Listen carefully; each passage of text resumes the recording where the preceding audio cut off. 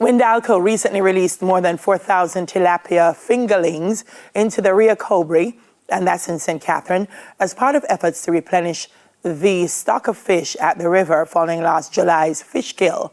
The restocking will be done in 4 phases under the guidance of the National Fisheries Authority and an independent environmental consultant.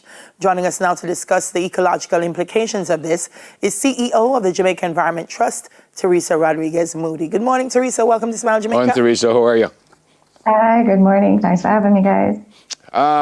Give me a little backstory here. We already said a fish kill, but what happened and what's happening now? Give me a little backstory, please.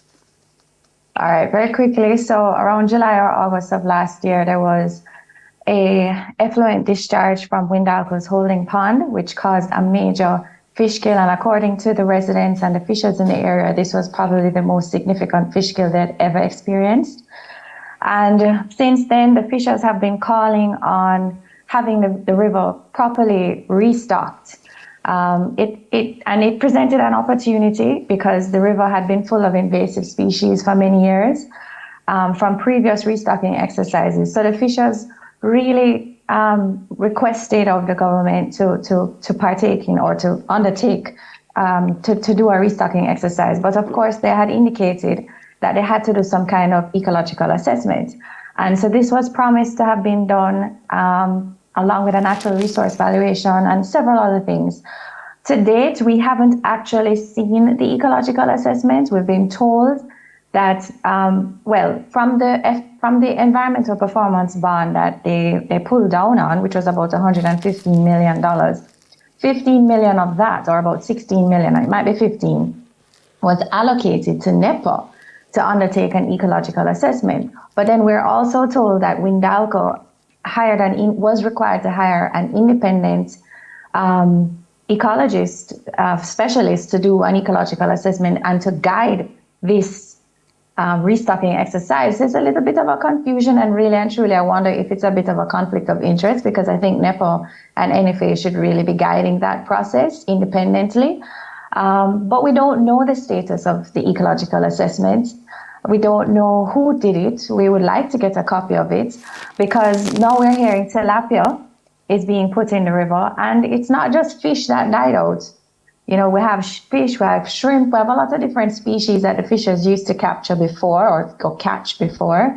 And so I think we're trying to have a better understanding of what's happening, what's the plan. But there's been, according to what I've heard from many of the fishers, there have been little to no consultation. Although we're hearing differently from the government, they're saying that they have done extensive consultations. So, I guess in a nutshell, that's where we are.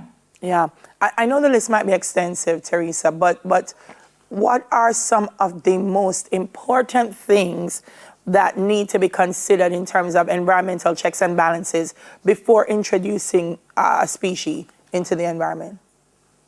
Well, you want to know what the existing conditions are of the river. So that's why you do an ecological assessment. You want to find out what the water quality is. Is it conducive to accept these young fingerlings? They've been used to being fed. How are they going to survive without being fed? I'm not sure where they would have come from if it was a fish farm.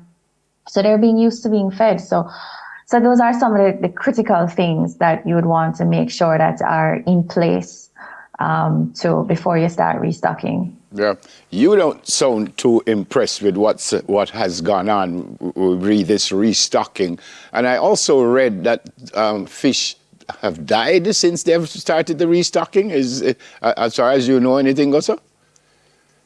Yes, well, I've heard that there have been some deaths, and I know that NFA has said that some of this initial die-off is normal because you're introducing young fish into a very new environment that's different than what they've been used to. So there is that. But we don't know the extent to which the die-off is taking place. And I know NFA said that they're investigating it. Yeah. I think one of the challenges that I have in all of this is just the level of transparency that has been taking place. We were promised that we would have a lot of transparency. There would be discussions, there would be dialogue. And at every turn, Jet, the Friends of Rio Cobre, the fishers, we've been the ones going out and saying, can we get an update? What's the status? And this shouldn't be, because the fishers didn't cause this. This was caused by a private organization and how they have operated.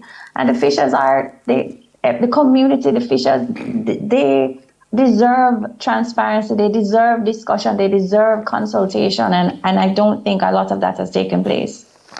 When we started, Theresa, you mentioned that, there was already a problem in terms of the invasive species and so on. I'm looking at the water, and I know looking at the color might not be a great judgment, but I'm looking at it and thinking, is there an overall goal to restore not just the fish population, but the environment to what it was prior to all that's happened in the past few years? Well, NEPA recognized that this river it has been impacted for many, many years, not just by the bauxite alumina industry, but by other industries that line the river.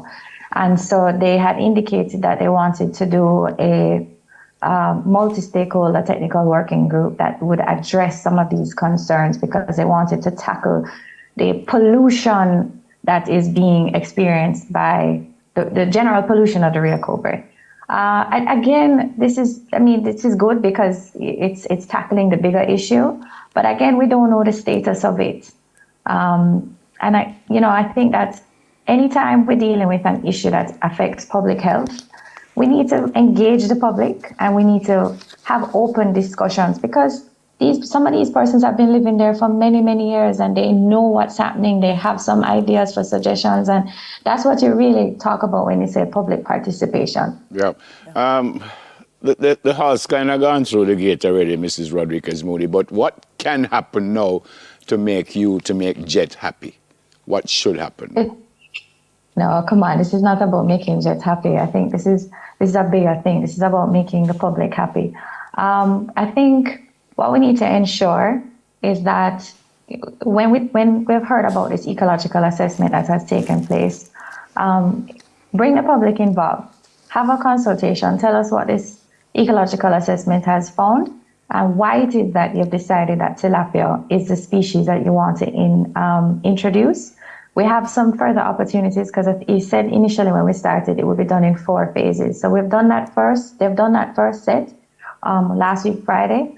But there are further opportunities. Tilapia, from my understanding, it's probably one of the easiest things to do because you can purchase the fingerlings at a fish farm. But is it the right species? Are we introducing them in the right location? Because again, one of the locations that they went to on Friday, the fishers said, no, this is the wrong place. This is a different stream, so again, that I keep coming back to the consultation. I keep coming back to engaging with the officials, because while the scientists are doing the study, and I respect the scientists that are doing the study, the scientists also have to consult with the officials, because they also know the system very well. Yep. Right. So again, it's not about making Jet happy. It's about what's best for the environment and what's best for the public. And their public health and livelihoods. I said making Jet happy because I think if Jet is happy, then the stakeholders will be happy, because you're asking for the right things, which is the reason I posed the question like that. Thanks a lot for speaking with us. I hope everything will work out. Take care. CEO of the Jamaica Environmental Trust, Theresa Rodriguez-Moodie.